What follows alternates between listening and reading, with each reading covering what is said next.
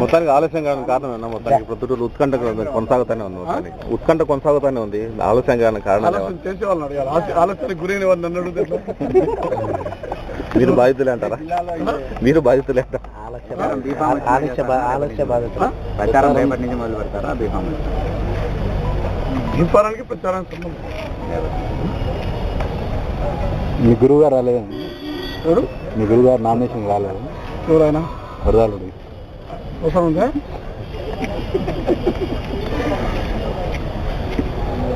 నిన్న మీతో పాటు రోడ్ షోలు బాగున్నారు సార్. కానీ మామూలుగా రొటీన్ ప్రోగ్రామ్ కాబట్టి వచ్చింది. అదే నా ఇప్పుడు ఎన్ని సీట్లు దాఖలు చేసినట్టే పార్టీ తరఫున ఎక్కడ దీనిపేట చెప్పారా? ప్రశ్న దాకా కూడా ఇస్తుంది. ఈరోజు ప్రొద్దుటూరు నియోజకవర్గ తెలుగుదేశం పార్టీ తరఫున నేను 2 సీట్లు నామినేషన్ దాఖలు చేయడం జరిగింది.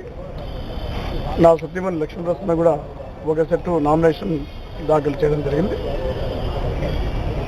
బీఫామ్ ఇచ్చేదానికి 19వ తేదీ మధ్యాహ్నం 3 గంటల వరకు టైం ఉంది. ఆ బీఫామ్ అధిష్టాన వర్గ ఆదేశానుసారం ఆ టైం లోపల ఇవ్వడం జరుగుతుంది. ఓకే, బీఫామ్ ఎందువల్ల డిలే చేస్తుంది?